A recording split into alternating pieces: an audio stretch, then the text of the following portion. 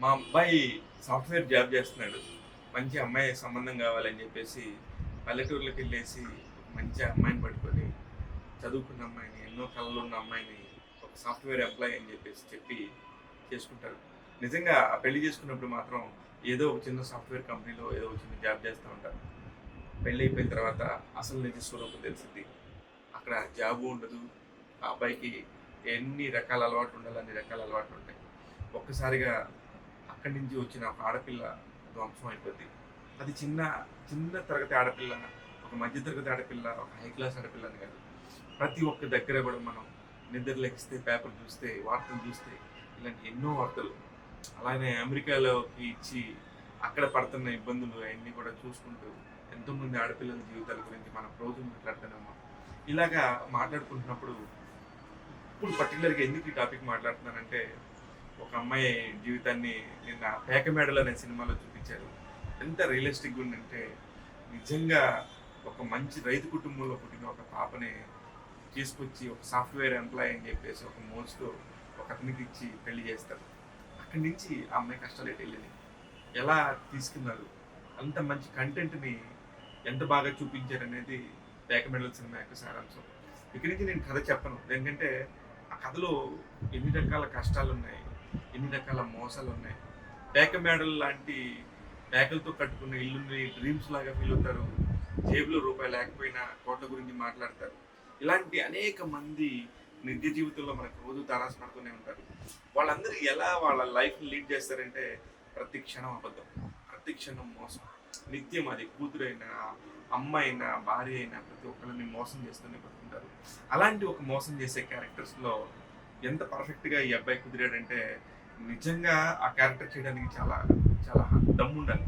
చాలా ఆర్టిస్టిక్‌గా వాల్యూస్ ఉండాలి. అలాంటి ఒక ఆర్టిస్ట్ క్యారెక్టర్‌లో చేశాడు వినోద్.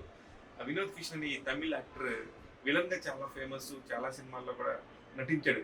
కానీ ఈ పర్ఫెక్ట్ కథకి అతన్నే హీరోగా తీసుకోవాలని తీసుకున్నాను. పాయింట్ మాత్రం నాకు సినిమా నిర్మాత రాకేష్ వరే అండ్ దర్శకుడు నీలగిరి దగ్గరికి వచ్చినప్పుడు ఖచ్చితంగా వాళ్ళిద్దరు సక్సెస్ అనే చెప్పాలి. ప్రతి ఒక్క ఫ్రేమ్లో కూడా మనం చూస్తున్నంత సేపు చాలా ఒళ్ళు జలదరించేలాగా ఉంటుంది అతని ప్రవర్తన అంతా కూడా. అమ్మో ఇలా ఉంటే నిజంగా మన ఇంట్లో ఆడపిల్ల ఇలా ఉంటే అలాంటి పరిస్థితి అన్నట్టు అనిపిస్తుంది. మధ్యలో ఆ ఇంట్లో నుంచి వెళ్ళిపోయి మళ్ళీ నాకు వద్దు ఈ భర్త అనుకునే పరిస్థితి నుంచి కూడా మళ్ళీ అక్కడికి పోయి పుట్టింటి వాళ్ళ దగ్గర సూటిపోటు మాటలు పడటం కంటే ఎట్లాగైనా సరే నా కాళ్ళ మీద నేను నిలబడాలని మళ్ళీ భర్త దగ్గరికే వచ్చి కూడా అప్పటికి కూడా మార్చలేని పరిస్థితిలో ఆ అమ్మాయి ఉండే తీరు మాత్రం నిజంగా ప్రేక్షకుల్ని నిజంగా చాలా చాలా చాలా బాధగా చేస్తాయి. ఇకపోతే ఈ సినిమా కథను ఎలా ట్రై చేశాడు దర్శకుడు. ఫస్ట్ హాఫ్ అంతా కూడా సినిమా ఆ పాయింట్స్ ఒక్కొక్కళ్ళ క్యారెక్టర్స్ని చెప్పడానికి, వాడి బుద్ధిని చెప్పడానికి మాత్రమే తీసుకున్న టైం అనిపించింది. సెకండ్ హాఫ్ వచ్చేళ్ళకే అసలు సినిమా మొత్తం రాసుకున్న ఒక 3 సీన్లని సినిమాగా ఎలా తీర్చిదిద్దుకున్నాడు, ఆ క్లైమాక్స్ దాకా అతను తీసుకొచ్చిన విధానం నిజంగా చాలా బాగుంది. కాకపోతే ఫస్ట్ హాఫ్ ఎందుకనో అనుకున్నంత అసలు ఇది లేదు. ఏంటంటే చాలా సాదా సీదా సినిమానా, చాలా మామూలుగా తీసుకెళ్తున్నాడా అనిపించింది. అక్కడి నుంచి సెకండ్ హాఫ్ స్టార్టింగ్ నుంచి ఎండింగ్ వరకు కూడా అసలు ఒక ఉమెన్ ఎంపవర్మెంట్ అంటే ఎలా ఉంటుంది, ఒక ఉమెన్ కనుక ఎదురు తిరిగితే ఎలా ఉంటుంది అనే పాయింట్ తీసుకున్నప్పుడు ఎక్స్ట్రాడినరీగా నటించారు సినిమా హీరోయిన్ అనుష కృష్ణ. ఒక టైంలో ఇంకా వినోద్ హీరోనా, అనుష కృష్ణ హీరోనా అన్న మీమాంసలోకి రావాల్సి వస్తుంది ప్రేక్షకుడు.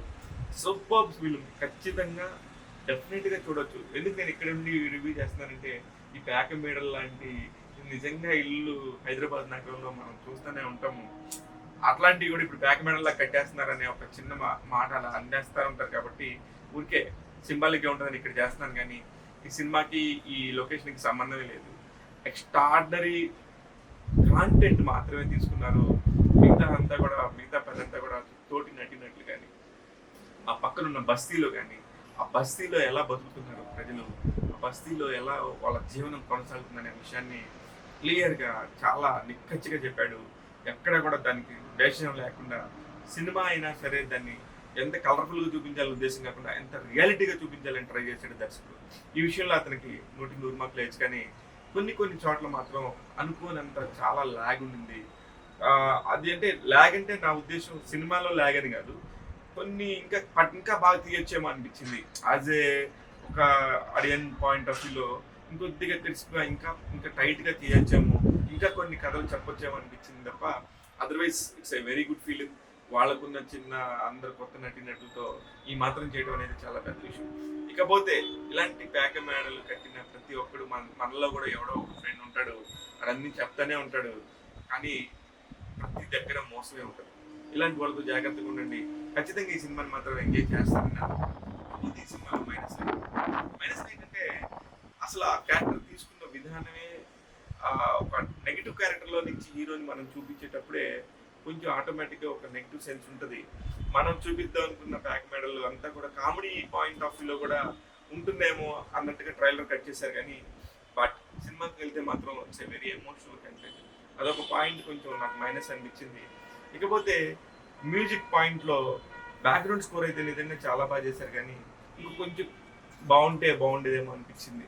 ఏదేమైనప్పటికీ కూడా మంచి ప్రయత్నం, ఖచ్చితంగా ఒక మంచి ప్రయత్నం. ఇదే మనం మలయాళం సినిమాల్లో కానీ తమిళ సినిమాల్లో కానీ వచ్చినప్పుడు చాలా పర్ఫెక్ట్గా ఉందనుకుంటాము. ఇక్కడ మాత్రం ఆ పర్ఫెక్ట్నెస్కి కొద్దిగా దగ్గరలో ఉన్నారు. 100% ఇది ఓకే అనిపించింది. ఏదేమైనప్పటికీ ట్యాగ్ తెలుగు పేక మెడలకి ఇస్తున్న రేటింగ్ 3/5. నేను మీ శివ మల్లాల. Thank you.